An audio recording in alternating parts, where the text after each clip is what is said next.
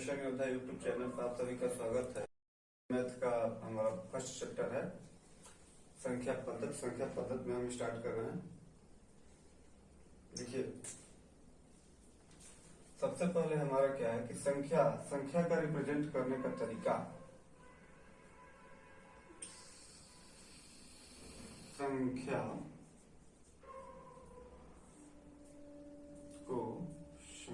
को प्रदर्शित करने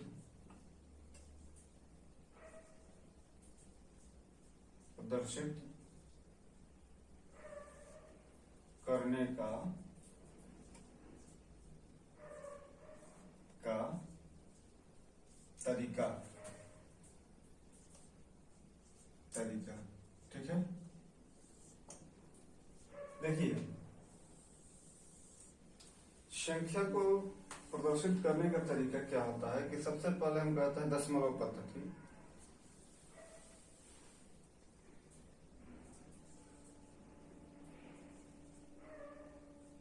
दशमलव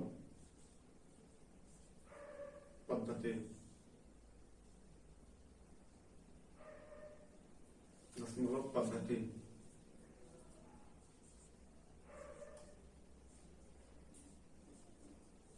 पहला हो गया। और दूसरा हमारा हो गया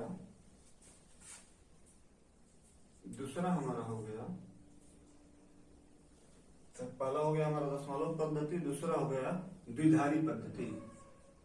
द्विधारी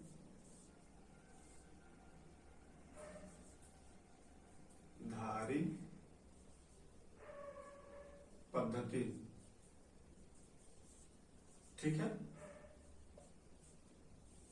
द्विधारी पद्धति, पहला दशमलव पद्धति, दूसरा द्विधारी पद्धति। दशमलव पद्धति में क्या क्या आता है? दशमलव पद्धति में जैसे 0, 1, 2, 3, 4, 5, 6, 7, 8 और एक हमारा ये संख्या है 9। ठीक है, 0, 1, 2, 3, 4, 5, 6, 7, 8, 9। ये जो हमारी संख्याएं दी गई है, इसके हेल्प से, इसकी सहायता से हम कोई भी संख्या लिख सकते हैं। तो जो इस संख्या को रिप्रेजेंट करने का तरीका है, इसे हम कहते हैं दशमलव पद्धति। ठीक है, अब ये जो कंप्यूटर का लैंग्वेज होता है, कंप्यूटर के लैंग्वेज में क्या होता है कि हमारा द्विधारी पद्धति, जिसे बाइनरी सिस्टम कहते हैं, बाइनरी सिस्टम में तो उसमें क्या होता है कि केवल वो दो ही डिजिट को पढ़ता है, 0 और 1।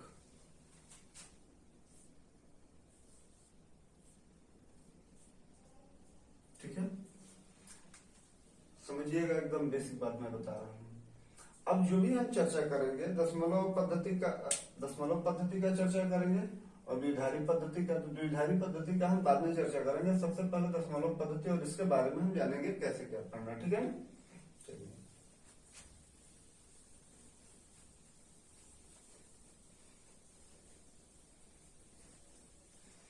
अब हम बात करते हैं। जैसे मान लीजिए हमारा दशमलव पद्धति में है। दशमलव पद्धति में हम लोगों का सबसे पहले हम करेंगे क्या कि संख्याओं का जो प्रदर्शित किया, संख्या प्रदर्शित करने का तरीका मैंने पढ़ लिया। अब इस नंबर का हम प्लेस वैल्यू और फेस वैल्यू निकालेंगे। क्या? कोई दी गई संख्या, प्लेस वैल्यू स्थानीय मान, फेस वैल्यू क्या होता है? अंकीय मान।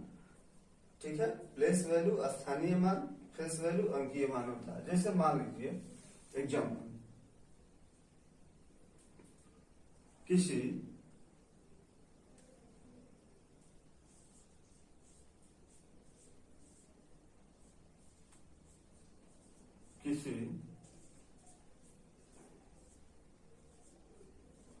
दिए गए संख्या का किसी दिए गए संख्या का अंकीय मान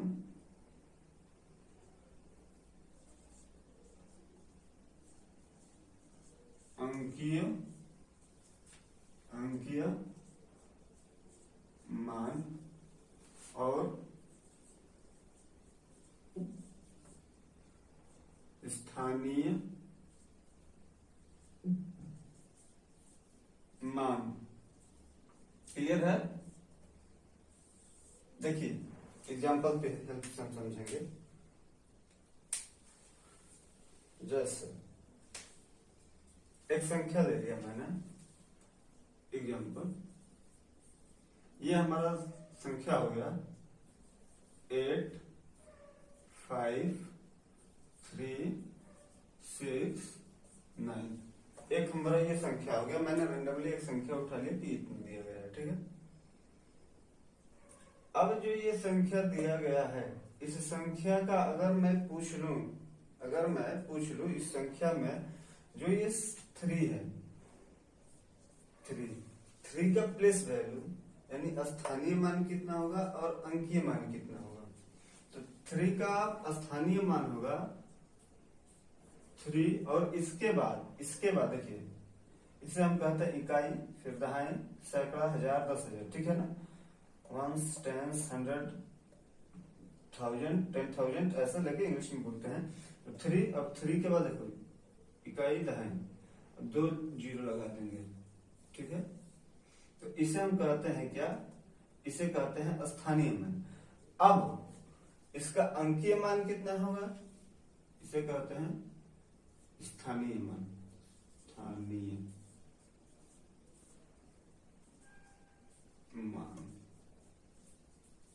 ठीक है। अब इसी का यदि हम इसका अंकीय मान देखे हैं तो इसका ये जो केवल और केवल 3 हमारा क्या हो जाएगा, अंकीय मान हो जाएगा। क्या हो जाएगा, अंकीय मान, ठीक है। केवल 3 ये क्या हो जाएगा, अंकीय मान हो जाएगा। क्लियर है? अब देखिए इस पे क्वेश्चन कैसे पूछ देता है, बहुत छोटे छोटे क्वेश्चन आता है। जैसे मान लीजिए कि कहा जाएगा कि इसका स्थानीय मान और अंकीय मान का अंतर क्या होगा। स्थानीय मान अंकीय मान के अंतर जो आता है उसके कहा जाएगा कि जो अंतर है उसके डिजिट का योग क्या होगा, ऐसे कुछ पूछ सकता है, ठीक है। तो केवल आपको इतना इसमें कॉन्सेप्ट जानना था। क्लियर है?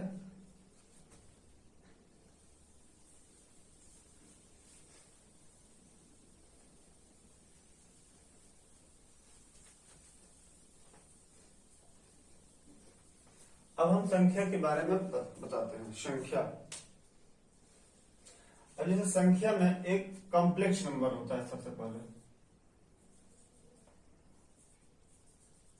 कॉम्प्लेक्स नंबर,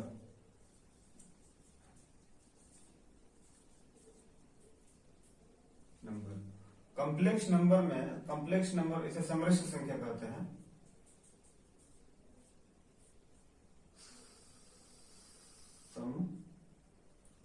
समृद्ध संख्या,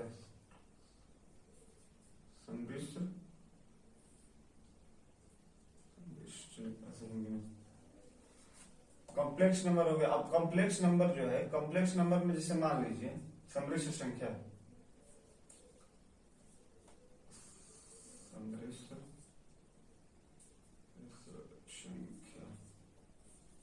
ठीक है। अब ये समृद्ध संख्या क्या होता है, जैसे मान लीजिए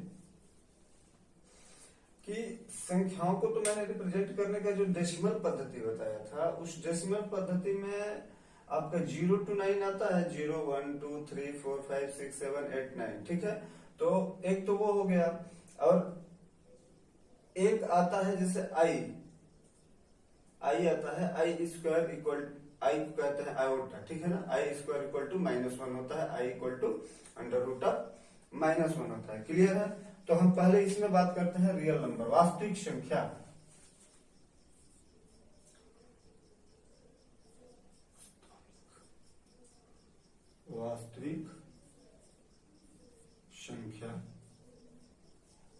ठीक है। ये वास्तविक संख्या क्या होते हैं, देखिए ये -∞ से +∞ की जो बीच की वैल्यू होती है, ठीक है, -∞ से +∞, ठीक है। जो जितने पूर्णांकीय संख्या होती है उसे हम कहते हैं वास्तविक संख्या। क्लियर है बात? जितने भी पूर्णांकीय संख्या माइनस इनफाइनाइट से प्लस इनफाइनाइट होती है उसे हम कहते हैं क्या? वास्तविक संख्या। और इसी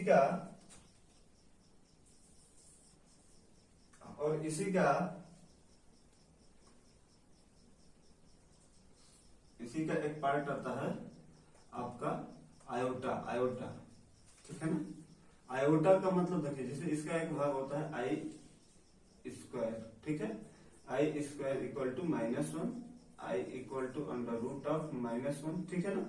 तो हमको जो ये वाला पार्ट है, हमारे सिलेबस की बात नहीं है, हमें इसे नहीं पढ़ना है। ठीक है? जो हम पढ़ा रहे हैं बस इसी के हिसाब से लेके चलेंगे। ठीक है ना? आगे बढ़ते हैं।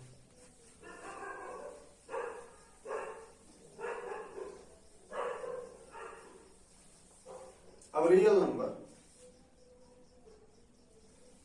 वास्तविक संख्या को वास्तविक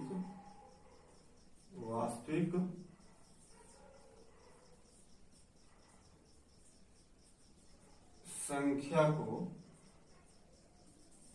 ठीक है ना, वास्तविक संख्या को हम दो भागों में बांटते हैं। ठीक है ना?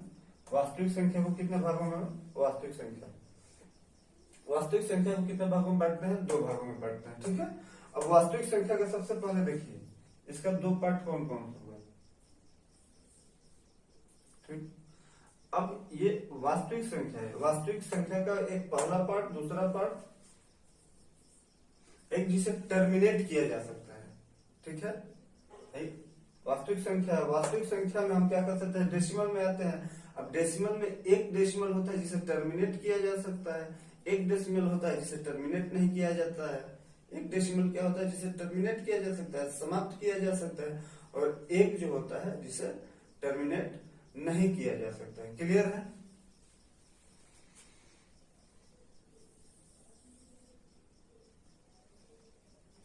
जिसे हिंदी में हम कहते हैं आवर्ती। वास्तविक संख्या के दशमलव में आवर्ती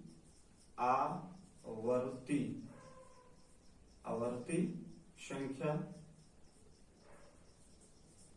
ध्यान से समझिएगा, अनावर्ती संख्या,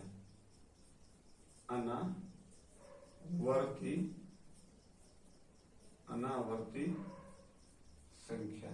ठीक है ना? क्लियर है? ये जो है देखिए, आवर्ती संख्या है और एक अनावर्ती संख्या। आवर्ती संख्या क्या होती है? आवर्ती संख्या वो संख्याएं होती है, जैसे मान लीजिए कि वो अपने बार बार आवर्त को रिपीट करती है।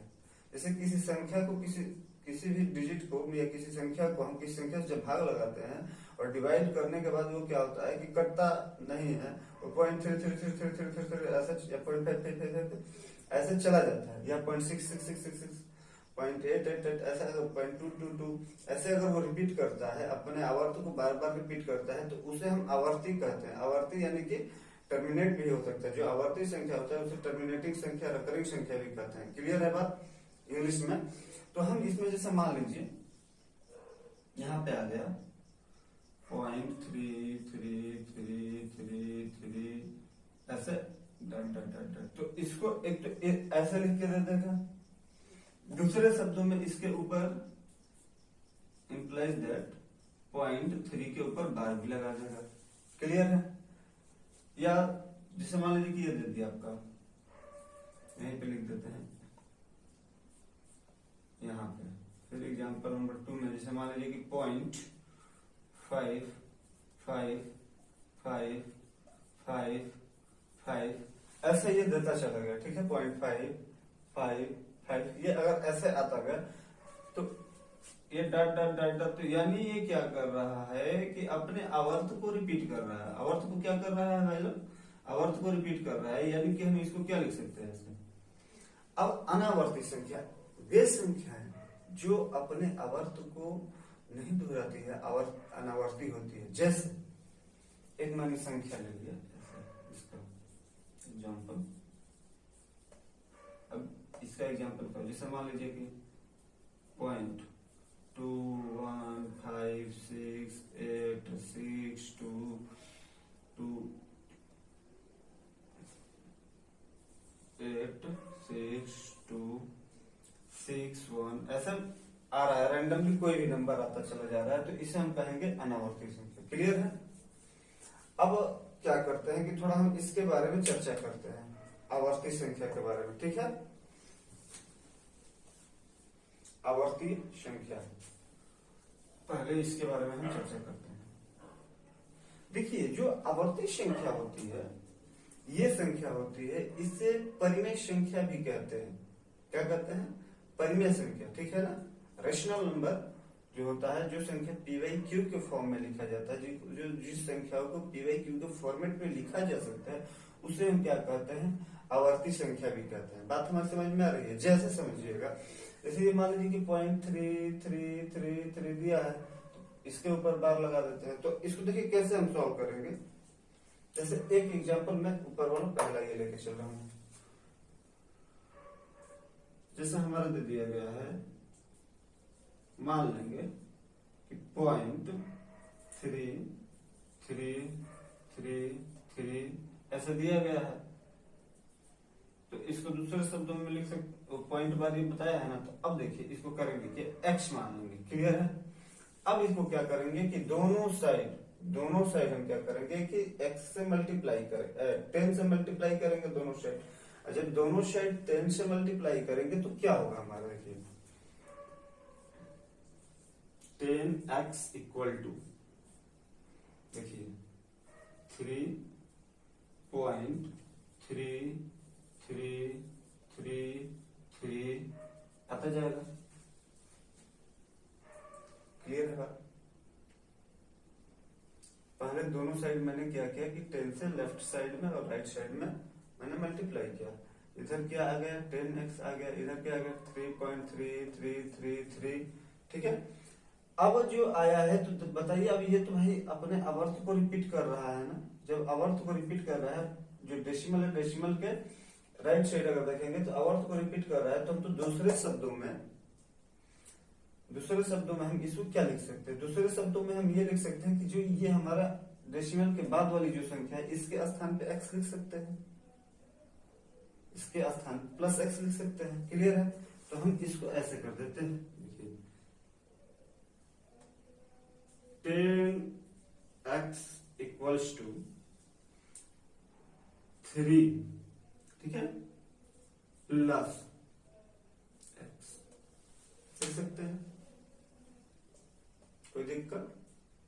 ठीक है, अब इसको इधर लेके आएंगे तो 9x इक्वल टू 3 हो जाएगा, यानी x equal to 3/9 equal to 1/3 हो जाएगा। क्लियर है? तो इससे देखिए p/q के फॉर्मेट में लिखा गया कि नहीं लिखा गया? p/q के फॉर्मेट में लिखा गया ना।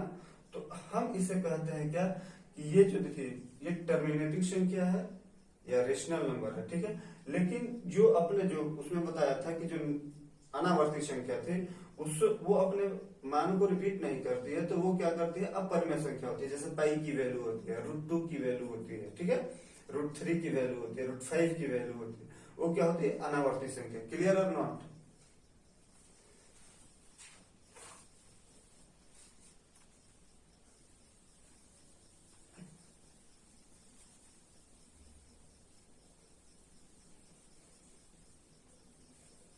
अब इस बात को हम कंक्लूड कर रहे हैं। ठीक है, कंक्लूजन में लिखेंगे कि, कंक्लूजन में मैं मुफ्त बोल देता हूं, लिख दीजिए, जितने भी आवर्तीय संख्या होती है, उसे हम क्या कहते हैं? जितने भी आवर्तीय संख्या होती है उसे हम रेशनल नंबर कहते हैं। ठीक है, अब हम बात करते हैं, जितने भी आवर्ती संख्या होती है उसे रेशनल नंबर कहते हैं। ठीक है, अब कहीं कहीं आपको मिलेगा अनावर्ती संख्या की बात करते हैं, तो अनावर्तीय संख्या में जितने भी संख्या है, ठीक है, जितनी भी संख्या है जो p/q के रूप में नहीं लिखी जा सकती है, p/q के रूप में नहीं लिखी जा सकती, उसे हम अनावर्तीय संख्या कहते हैं। और जब उसे अनावर्ती संख्या कहेंगे, यानी कि पाई की वैल्यू आएगी 3.14 पाई की एग्जैक्ट वैल्यू नहीं है, ठीक है ना, वो रिपीट होती रहती है। ठीक है, तो एक तो पाई हो गई, √2 हो गया, √3 हो गया, क्लियर है बात, √5 हो गया। अब समझिएगा, इसको जो हमारे रेशनल नंबर जो संख्या है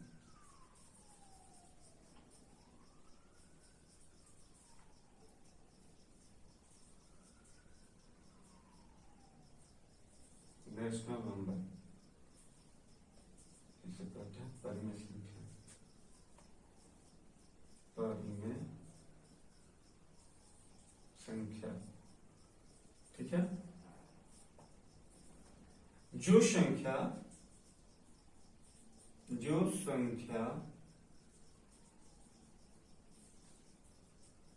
p/q,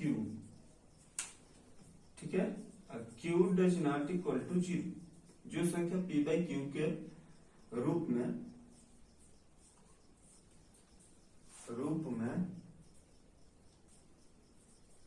लिखी जाती है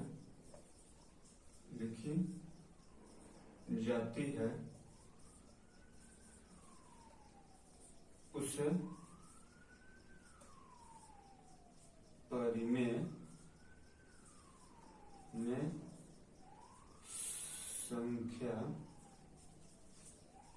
संख्या कहते हैं,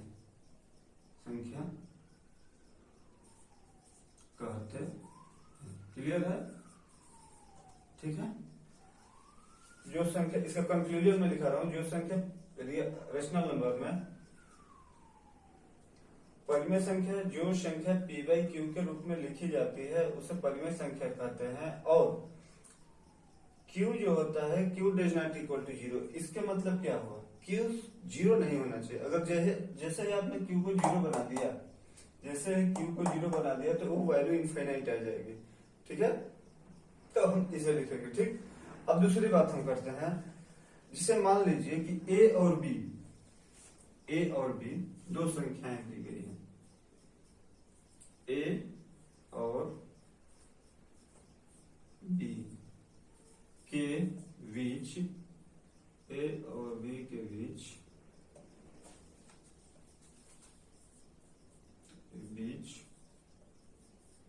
परिमेय संख्या,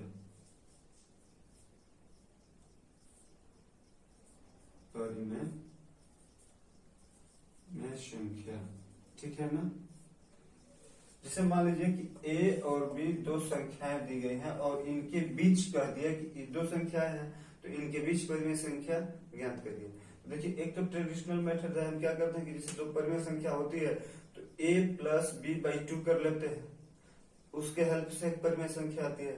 फिर अब जो परिमेय संख्या आती है, तो जैसे मान लीजिए कि वो परिमेय संख्या c आ गई, तो c के हेल्प से b और c के बीच निकाल लेंगे, ठीक है। फिर एक परिमेय संख्या उसे d मान के, तो ऐसा इनफाइनाइट परिमेय संख्या होती है, क्लियर है। लेकिन मैं इसका एक कंक्लूजन बताता हूं कि आपको इतना करने की जरूरत है। यहाँ एक हम आपको बताते हैं कि इसकी वैल्यू यदि आपको निकालना है तो इसको आप करिए a के प्लस b अपन में a के प्लस b अपन में k + 1, ठीक है ना। ये परिमेय संख्या निकालने का तरीका है। और जो हमारा k होता है, where k इक्वल्स टू 1 2 3, ठीक है ना, 4 एंड सो ऑन, ठीक है। ये चीजें आ गई, ठीक। आगे बढ़ते हैं। अब जो हमारी अपरिमेय संख्या होती है, दो संख्याओं के बीच अपरिमेय संख्या, यहाँ पे परिमेय संख्या हो गया ना, बस इसी में थोड़ा सा चेंज कर देते हैं।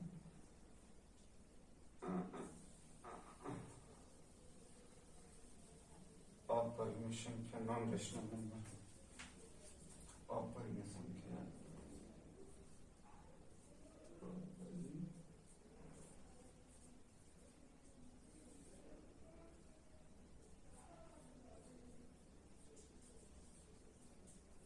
ठीक है। जो संख्या p/q के रूप में, बस रूप में, यहां देखो,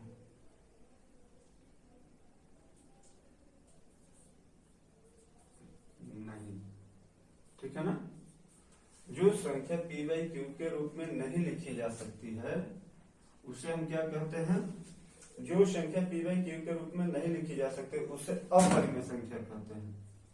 चलो भाई ठीक, अपरिमेय संख्या कहते हैं।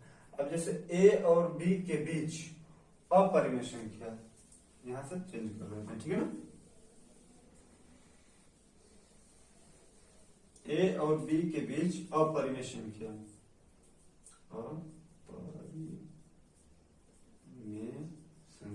अपरिमेय संख्या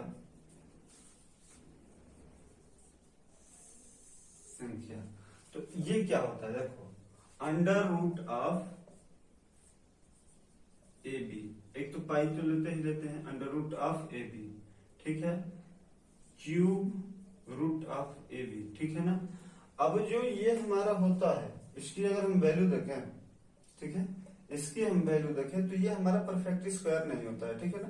जैसे ही आपने परफेक्ट स्क्वायर बना दिया तो परफेक्ट स्क्वायर बाहर आ जाएगा या परफेक्ट क्यूब बाहर आ जाएगा, तो बाहर आने के बाद हम जैसे ही भाग लगाएंगे, ठीक है ना, भाई बाहर आ जाएगा तो परफेक्ट नंबर आ जाएगा। जब उसको हम उसके बाई 1 कर देंगे तो p बाई क्यू के रूप में लिखा जा सकता है, और p बाई क्यू अगर 1 आ गया तो q dash not equal to 0, उसको भी सेटिस्फाई तो परिमेय हो जाएगा। इसीलिए मतलब कि जो अपरिमेय होगा तो अपरिमेय के केस में ये परफेक्ट स्क्वायर नहीं होगा। बात यहाँ तक क्लियर है हमारी, आगे बढ़े, दिक्कत परेशानी नहीं है, आगे चलते हैं।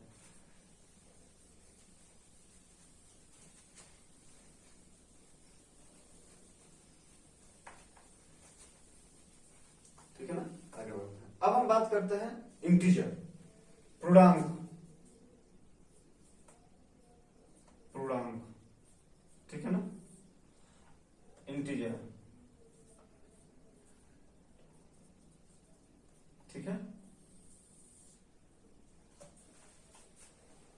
ये जो इंटीजर होता है पूर्णांक, ये कितने प्रकार का होता है, तो आपका सदैव उत्तर होगा कि जो हमारा पूर्णांक होता है, पूर्णांक 3 प्रकार का होता है, positive integer, negative integer, zero integer. Positive integer, negative integer, zero integer. Positive integer क्या होता है, ठीक है,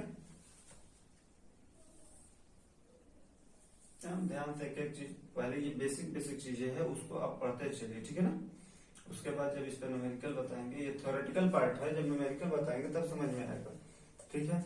अब देखिए जो पूर्णांक होता है, पूर्णांक के हिसाब से अगर हम देखेंगे तो सबसे पहले पॉजिटिव, इसे हम लिखते हैं i प्लस, ठीक है ना, पॉजिटिव इंटीजर।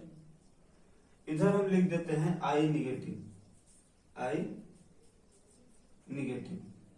Negative, clear. इसको जो है इंडिकेट करने का ये तरीका है, ठीक है, आई पॉजिटिव, आई निगेटिव, और ये क्या होता है, जीरो, क्लियर। अब इसमें हम क्या कर सकते हैं, इसमें पॉजिटिव मतलब कि जीरो हमारा, जैसे मान लीजिए कि नंबर लाइन है, ये यहाँ एग्जांपल की हेल्प से समझिए पहले, ठीक है ना। ये हमारा जीरो हो गया और ये नंबर लाइन है, तो ये इधर होता है माइनस इनफाइनाइट और इधर होता है क्या, प्लस इनफाइनाइट, क्लियर है। अब देखो ये इसका लेफ्ट साइड हुआ और ये इसका राइट साइड हुआ, तो जीरो के जो राइट साइड की जितनी भी संख्याएं होती है 1 से लेके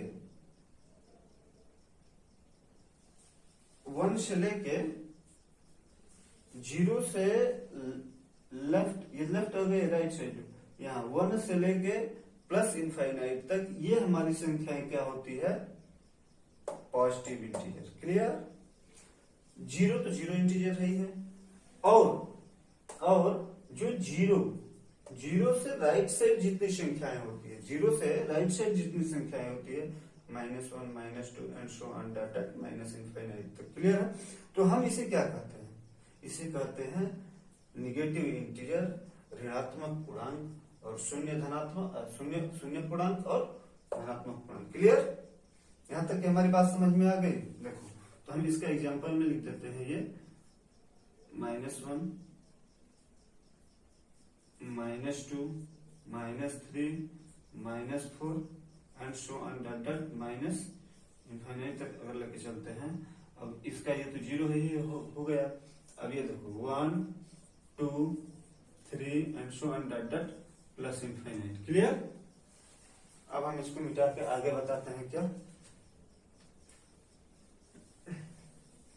संख्याओं के बारे में हमारा ये इंफॉर्मेशन जो था समाप्त होगा, ठीक है ना। अब पूर्णांक बता दिए, अब पूर्णांक की बात करते हैं हम, सम विषम, इसके बाद में हम बात करते हैं। क्लियर है?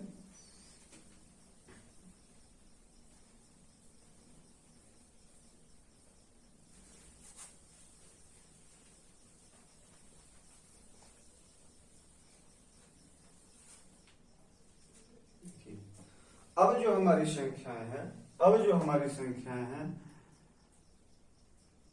0 1 2 3 4 5 6 7 8 9, ठीक है। ये हमारी जो संख्याएं हैं, ये 0 1 2 3 4 5 6 7 8 9, ये जो हमारी संख्याएं हैं डेसिमल सिस्टम का, दशमलव पद्धति का, इसी के हेल्प से हम क्या करते हैं कि कोई भी संख्या बना सकते हैं। इसी 10 डिजिट के यूज करके हम कोई भी संख्या बना सकते हैं। अब जब कोई भी संख्या बनती है तो इसके नेचर पे या इसके बिहेव पे हम देखें तो क्या क्या हो सकती है। तो एक तो जैसे मान लीजिए किस प्राइम हो सकती है, को प्राइम हो सकती है कि नहीं। उसके बाद आपका इवन हो सकती है, आड हो सकती है, कंपोजिट हो सकती है, ट्विन प्राइम हो सकती है, ठीक। तो हम उसके जितने ये नंबर दिए गए हैं, फिर इसके डिविजिबिलिटी रूल पे बात करेंगे, तो हम इसके बिहेव पे बात करते हैं, ठीक है ना। अब हम थोड़ा एक चीज बात करते हैं। अब जैसे मान लीजिए, छोटी छोटी बातों को ध्यान में रखिएगा। अब क्या है कि हम जीरो की बात करते हैं, जीरो, ठीक है। जीरो है क्या? जीरो एक ऐसी संख्या है, जीरो एक ऐसी संख्या है कि अगर इसमें किसी भी नंबर से भाग देते हैं, किसी भी नंबर से भाग देते हैं तो जीरो कट जाती है। लेकिन किसी भी संख्या में जीरो से भाग देते हैं तो वो इनफाइनाइट आती है। क्लियर? क्या बोला मैंने? जीरो की, बेसिकली मैं जीरो की बात कर रहा हूं। अभी इधर की पार्ट को छोड़िए, पहले जीरो की बात करते हैं, फिर वन की। एक एक के नेचर पे बात करेंगे, एक एक के नेचर पे। जब ये बता रहा हूं ना तो इसका कंक्लूजन मैं बताऊंगा, वो कंक्लूजन मोस्ट इंपॉर्टेंट होता है। जीरो है, जीरो को किसी भी नंबर से आप भाग दीजिएगा, डिवाइड कीजिएगा तो कट जाता है जीरो बार में। लेकिन यही जीरो, इसी जीरो से किसी नंबर में भाग लगाइएगा तो इनफाइनाइट होता है, ठीक है। अब समझिएगा, और जीरो बाई जीरो, अगर जीरो बाई जीरो कह दिया जाएगा तो अनडिफाइंड होगा, अनडिफाइंड। इसके मतलब क्या होगा? अनडिफाइंड मतलब कि एक भी आ सकता है, दो भी आ सकता है, तीन भी आ सकता है, चार भी आ सकता है, ये अनडिफाइंड हुआ। बात समझ में आई ना? मतलब कि जिसे डिफाइन नहीं किया जा सकता है। अब समझिए,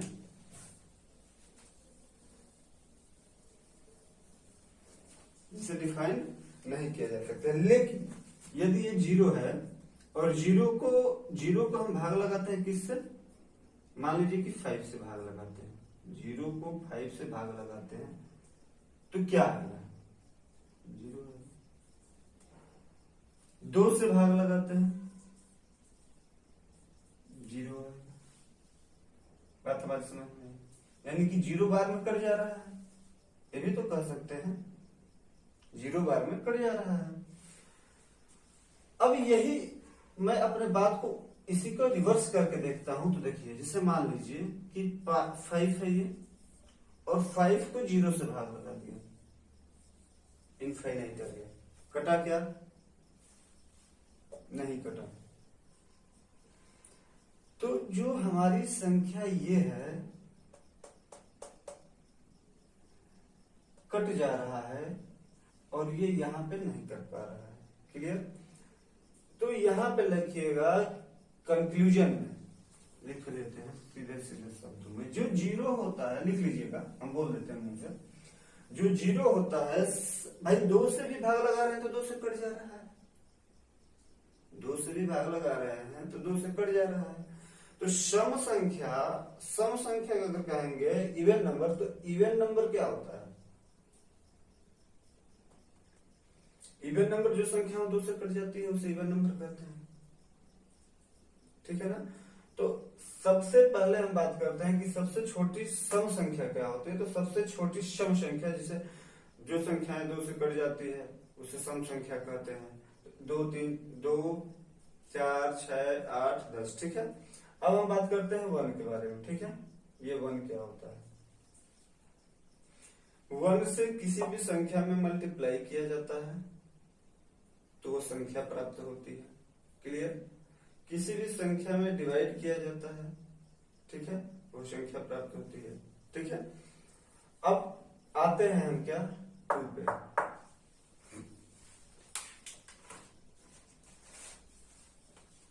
ठीक है,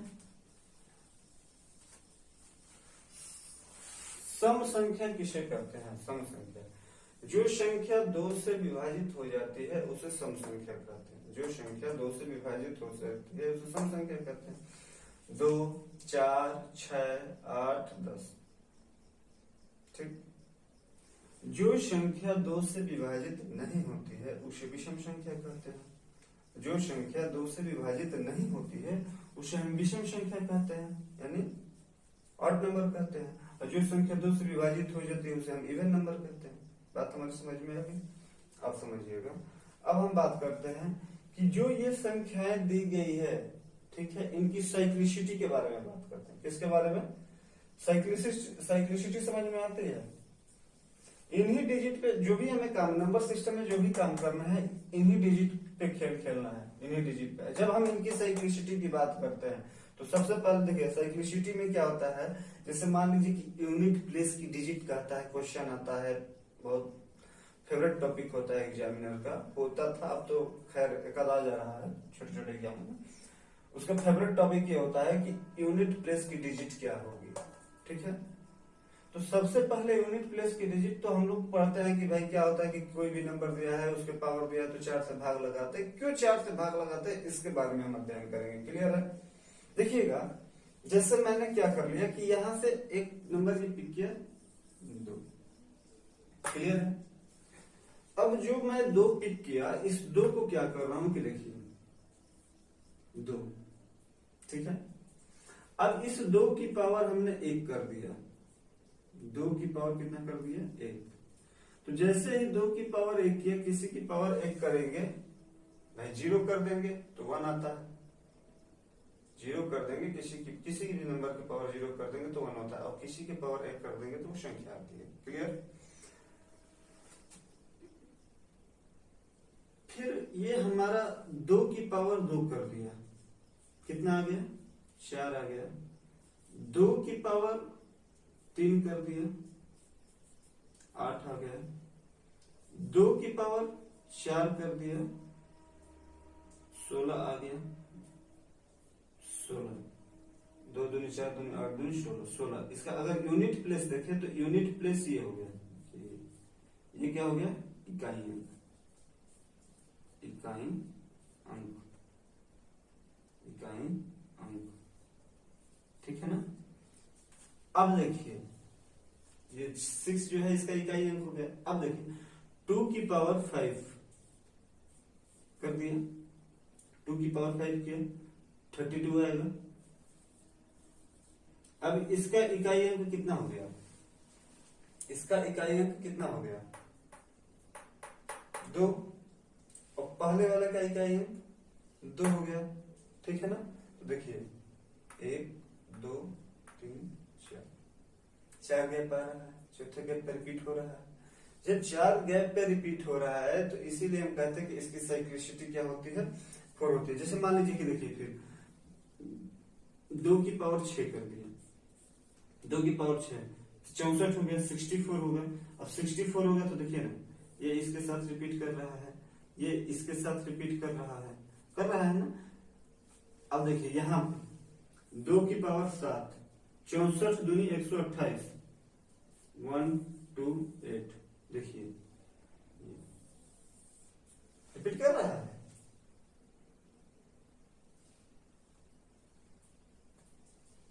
रिपीट हो रहा है। तो जब ये रिपीट हो रहा है तो इसीलिए हम कहते हैं कि इसकी साइक्लिसिटी क्या होती है, 4 होती है। क्लियर है।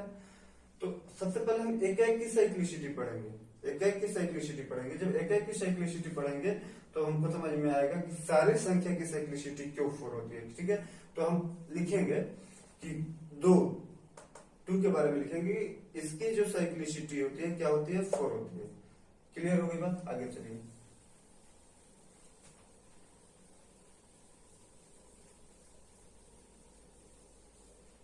साइक्लिसिटी ऑफ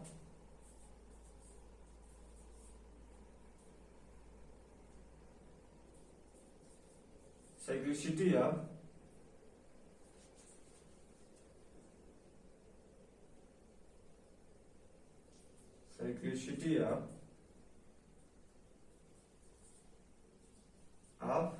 देखिए 0 1 0 1 5 6 इतने नंबर को पिक किया। देखिए 0, अभी इसको मिटा देते हैं। जो पिक कर रहे हैं उसको ले रहे हैं, उसको हम क्या करें, उसी पे इसको हटा देते हैं। 0 लिया, 1 लिया, 5 लिया, 6 लिया। देखिएगा इस संख्या की साइक्लिसिटी क्या होती है। ये जो हमने नंबर लिया इसमें से, इस संख्या की साइक्लिसिटी ये होती है कि जो दिया गया है, जो दिया गया है वही इसकी क्या होती है। जैसे किसी भी इसके इवन और जो भी पावर आते हैं वो क्या होते हैं। अगर हम मान लीजिए कि इसकी पावर n कर दें, पावर n कर दें, कुछ भी पावर करिए, कुछ भी इवन हो ऑड हो, जो भी आपकी इच्छा है इसकी पावर करिए। अगर इसके कोई संख्या दिया गया है और उनपे उसके लास्ट डिजिट है, जो अंतिम अंक है, वो 0 या तो 0 आ रहा है, 1 आ रहा है, 5 आ रहा है, 6 आ रहा है। अगर ये संख्याएं आ रही है तो इस स्थिति में जो उसके यूनिट प्लेस, जैसे मान लीजिए कि 0 आ गया तो इसके यूनिट प्लेस पे क्या होगा, 0 होगा। 1 आ गया, कुछ भी पावर करिए, कुछ भी 1 होगा। अगर 5 हो गया यूनिट प्लेस पे तो 5 ही आएगा। 6 हो गया तो 6 आएगा। एग्जाम्पल के माध्यम से हम समझते हैं। देखिए एग्जाम्पल 5310, ठीक है, की पावर 85 लिख दिया। क्लियर। की पावर है। देखिए जब इसका कंक्लूजन बताएंगे ना तो जो चार से भाग लगा के लिखते हैं कि 1 रिमाइंडर देखते हैं कि 1 2 3 4 आता है। ठीक है ना, तो बाद में बताएंगे। पहले इसकी साइक्लिसिटी और नेचर के बारे में हम चर्चा कर लेते हैं। ठीक है ना, एकदम बेसिक से पढ़ा रहे हैं और कैसे चीजें आ रही है, इसकी फॉर्मेट क्या बनती है, वो एक्चुअल चीजें बता रहा हूँ। ठीक है, इसलिए नोट्स बनाइए, अपना नोट्स बना के एक एक चीज, छोटी छोटी चीजें एकदम पॉइंट करके लिखते जाइए। ठीक है, एकदम बेसिक चीजें बता रहा हूँ। अब जैसे ये हो गया, अब इसके ऊपर कोई भी पावर रखिए तो लास्ट में ये 10 आएगा। तो देखिए अब यहां तक की बातें छटा दीजिए, यहां तक की, ये लास्ट डिजिट से ही काम चलता है हमारा, लास्ट डिजिट से ही काम चलता है। जब ये लास्ट डिजिट से काम चलता है तो इस लास्ट डिजिट का ही हम यूज करते हैं। बात समझ में आ रही है। 4 से भाग लगा देंगे, 4 दूनी 8, 4 इक्यावन 4, आंसर कितना आया, 2 आया। अब 0 के पावर कुछ भी करिए, क्या 0 नहीं आएगा?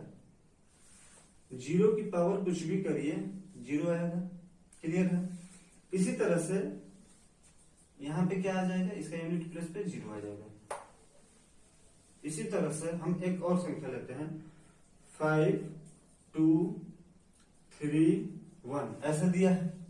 एक एक चीज देखिए, अब 1 आ गया इसके यूनिट प्लेस पे, इसकी पावर मैंने कर दिया 63 कर दिया। क्लियर है, इसके पावर मैंने कर दिया 63। अब जैसे ही मैंने इसके पावर 63 किया तो अब जैसे मान लीजिए ये 1 है, 1 की पावर तो हमको यूनिट प्लेस की वैल्यू देखनी है। तो जब यूनिट प्लेस की वैल्यू देखनी है तो हम क्या करेंगे कि इसके इधर की वैल्यू को समाप्त कर देंगे। ठीक है, भाई यूनिट प्लेस की वैल्यू देखेंगे। अब 1 के पावर कुछ भी करिए, 1 की पावर कुछ भी करिए, उसकी वैल्यू क्या होगी? 1 की पावर कुछ भी करेंगे उसके स्थान पे 1 ही आएगा यूनिट प्लेस पे। बात हमारी समझ में आ रही है? नेक्स्ट, अब जैसे मान लीजिए कि 5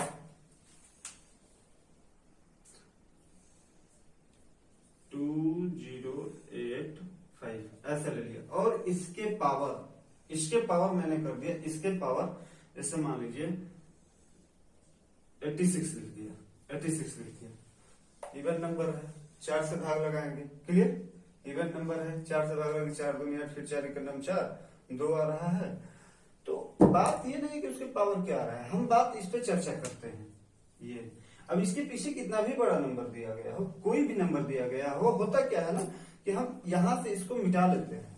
यूनिट प्लेस की जब बात करते हैं तो इसको मिटा लेते हैं, और मिटाने के बाद हम देखते हैं 5, केवल और 5 बच गया।